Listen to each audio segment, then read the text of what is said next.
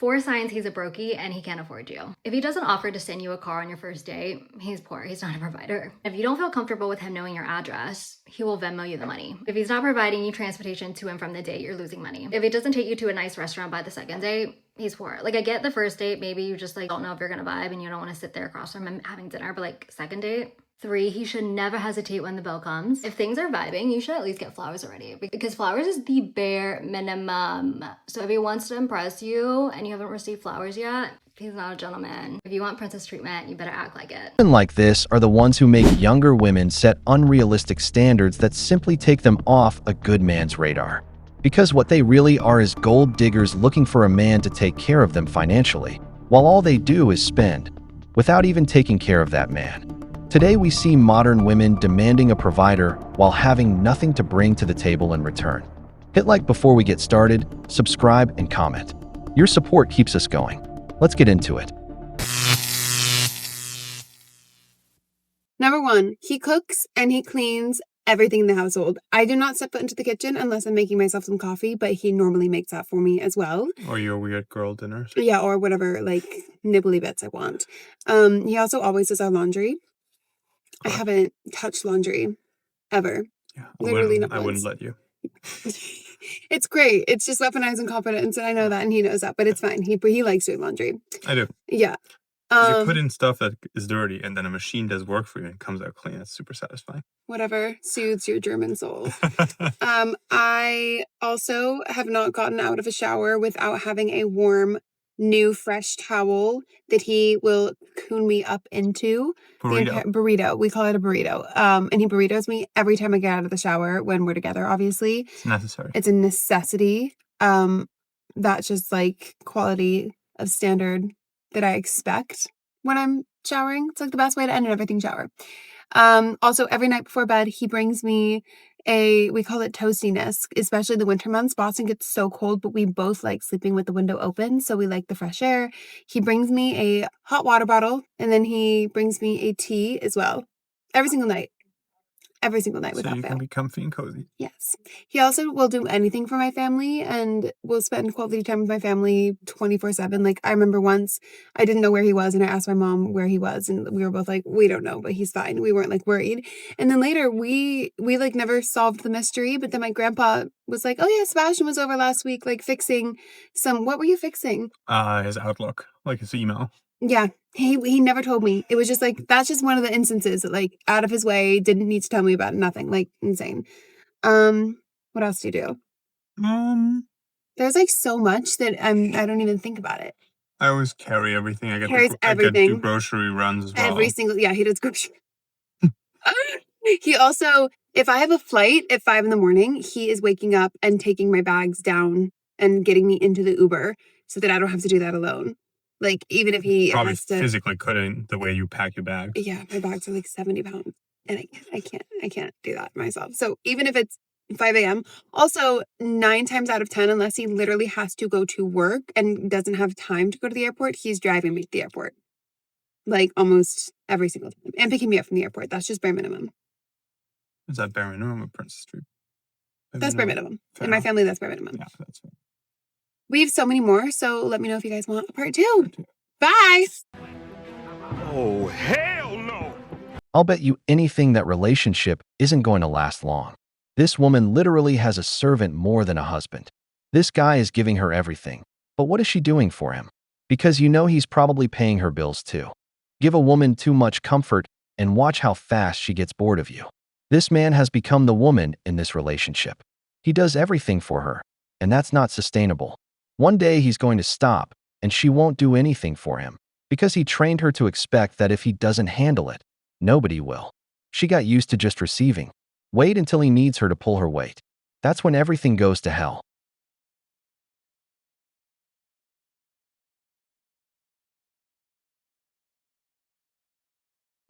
I'm not a fan of the princess treatment trend because a lot of the time I feel like it's just women acting like children in their relationships. Like, suddenly the standard for a man isn't character, loyalty, work ethic, discipline. It's just what lifestyle he can give you. Trips, bags, cars, constant surprises. And I'm not pretending I'm immune to it, because sometimes you see these videos and you have a moment of like, oh, that's nice, that must be nice. But most of the time it isn't real. And more importantly, that's not what builds an actual marriage. Marriage isn't one person being served like loyalty. Marriage is two people serving each other with their strength so the life they're building actually works. Princess treatment culture basically tells women, you don't need to bring anything to the table because you are the table. But a woman who actually is a table would never say that, because real value doesn't sit they're demanding things. Real value adds things. And some women online are acting like a man is failing you if he can't buy you a Chanel bag. Most men are just grinding like everyone else. And with the right woman in their corner, they can grow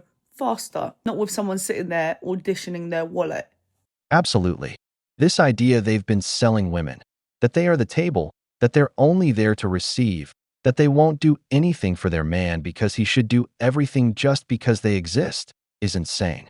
Men have needs. We carry massive stress from work, the house, the bills, and so much more, just to come home and still have to do everything for the princess, who can't even boil water. A man is meant to lead, not to be anyone's daddy. The difference between a traditional man versus a provider man. As a relationship mentor, I always suggest for my ladies to focus on provider mindset men instead of traditional men, and here's why. A traditional man is expecting you to stay in the home and work the home in exchange for him to provide you some sort of financial stability. He will have a problem with you wanting to go to school or find work outside of the home. It's very transactional. I do this for you in exchange for you doing this for me. Most of the time, these traditional mindset men take their woman for granted and can see their woman as less than or incapable of. Versus provider mindset men, they care about the woman's happiness because they understand that energy is currency. These men care more about the emotional and mental state of their woman because they know that an overworked, unhappy, masculine woman will literally block them from abundance. Mind you, abundance isn't just money. It's peace, stability, and establishment. So if his woman wants to continue working, wants to work part-time, doesn't want to work, wants to stay in the home, wants to go back to school, he's more than happy and willing to support her in any shape, way, or form that she needs so that his woman can be happy. Provider mindset men understand the rewards of a happy woman in the home. And I say this because I married a provider mindset man. He actually helped me build my own business, encouraged me to go back to school. And now that we're expecting, he's supporting me through this new phase of not really wanting to work. Or maybe working part-time. I don't know. What he cares about is for me to be happy. I don't even consider myself being a trad wife. Just a wise wife. Does this make sense? Let me know in the comments. As always, ladies, be wise. A man in love invests in his woman. The problem is when the woman doesn't take care of her man. Because men have always wanted to see their partner thrive. No man with purpose gets with a woman hoping things go worse for her. What's happening is that the just receive mentality has sunk in too deep. Today's woman doesn't want to be part of the process. She doesn't want to be the one who supports her man in his dreams, or the one who pushes her husband to reach the next level. She expects you to already be built, so she can just show up and enjoy the benefits. At that point, you're better off alone. If you are going for girls that don't need you to provide for them, don't need you to pay for everything, they're okay with going 50-50 with you, don't be surprised when these girls want a guy who's good looking. You gotta bring something to the table, my guy, because you're not bringing money. Yes, character matters. Yes, you have to have a good personality, have chemistry, you have to... But to even find out if you have good character, to even find out if you have a great personality, if you're caring and loving and all the works, to find any of that out, a woman has to even let you through the door. How do you think you're getting let through the door if you're chopped? How do you think she's gonna let you through the door? Now listen, when you bring finances to the table, when you are a provider, then you could say that's what you bring to the table. That is where your value is somewhat derived. That's why provider men can get away with maybe not being the most attractive. You'll see a lot of really pretty girls with guys that are like low-key kind of chopped, but it doesn't matter because he provides for her and gives her a life that she likes. And on top of that, I'm sure they have all the bare minimum like chemistry and all of that stuff. But if you're going for girls that don't need a provider, you don't have the facilities to be a provider, you're not providing finances, you guys are going 50-50 splitting everything, she's bringing everything to the table that you are. So if she is going to be attractive, she is going to need you to be attractive. If she is not expecting you to provide for her, what do you think What do you think is going to attract you to her? It has to be your looks. That's what's left. And don't give me no double standard shit, because guys are the same fucking way. If a girl is chopped, you are not giving her a chance. It doesn't matter if she has a good personality. You won't do it because you won't even find out if she has a good personality, because you're not giving her a chance because she's chopped. So why would the rules not apply here? Like, it's the same fucking deal. If you're a dude who's chopped, you don't bring money to the table, you don't have a nice body, your face is fucking chopped, you have a neck beard, you live at home, what do you bring? What do you think she is going to want from you? Your companionship? She can get that companionship with somebody who's attractive. How are you standing out at all? Like, and like, let's not pretend that dating is not somewhat competitive. No, you guys don't like to admit it because nobody wants to have to compete for love, but unfortunately, it always will be, and that is the nature of it. You have to do things to stand out. And if you do things to stand out, you will stand out to somebody. So, like, why not optimize it for yourself and do what you can to make yourself the best version of yourself so you can attract the best version of a partner that you want? As a man, I've always believed that the easiest woman to deal with is the one whose only interest is money. It's like having the key to the door. And if you're a guy who knows how to play that, you can run through as many women like that as you want any given weekend.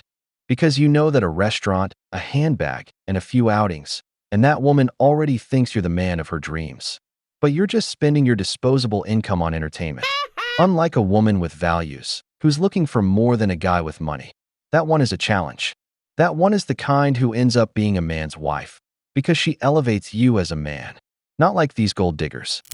I think in this generation, we are like overhyping the fact that there is even a provider man, or that you're married to a provider man. And that is why these men have this attitude of like doing the bare minimum. Like, I pay the bills, you get to stay home, so I don't have to help out in the house. I don't have to like help out with the cooking. I don't have to do anything other than work and pay the bills, which is not the case.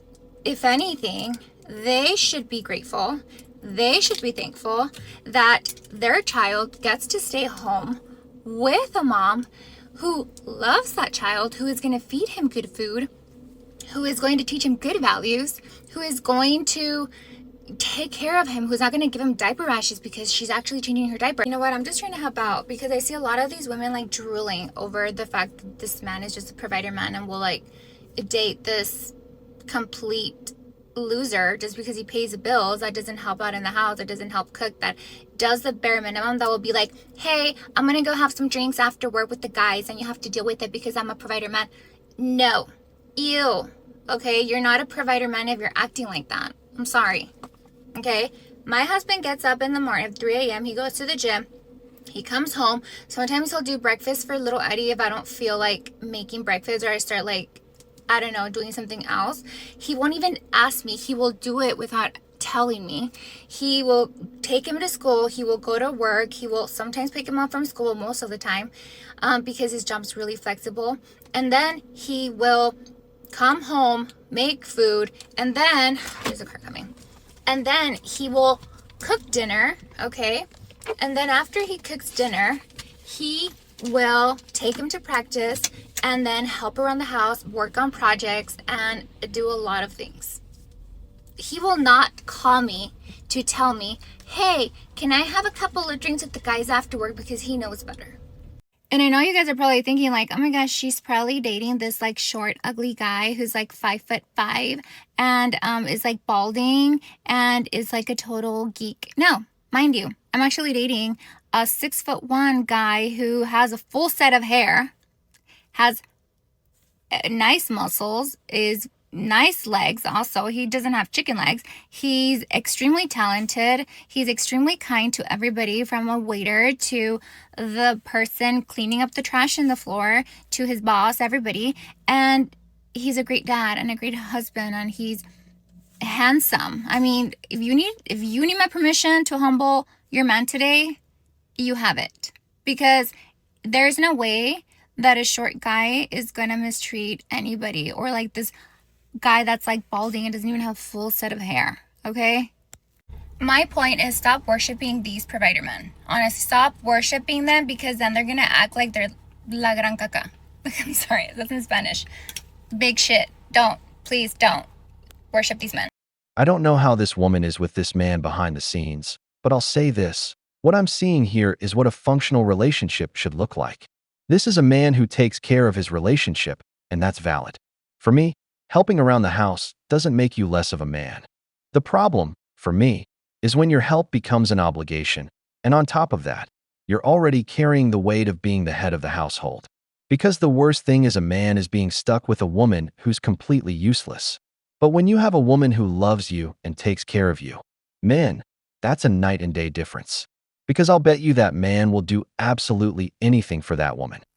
Where are all the provider good men at? As a dating coach, I can tell you that they still exist. Unfortunately, a good provider man is just not average anymore. And as someone who married a provider mindset man, I can tell you that there's going to be seasons in your life and in your relationship where you might have to do 20-80. Or in my case, for 4 months, it was 40-60. But it was all temporary. And here's one of the things that you need to understand as a lady who's in the dating market. You have to take a risk. There's risk in everything you do. So if you think, okay, so he has good character, he has good money, he has this, he has that, he has that, there's nothing that could go wrong, think again. But where are these provider men? They are literally everywhere. I need you ladies to understand that if you are a man's dream woman, he will move mountains for you to give you the lifestyle that you want. You won't need to force yourself. You won't need to mold yourself into something that you are not. Men are simple. They either love you or they just want you for a good time. They see you as a wife or they don't. So instead of focusing on where are they at, where are they at, where are they at, I recommend for you to build a life of love. Learn to love yourself and learn how to accept yourself and learn how to be at peace with yourself. Because that energy alone is so magnetic to the correct men, and you will intimidate and turn off the men that are not meant to be in your life. As always, ladies, be wise.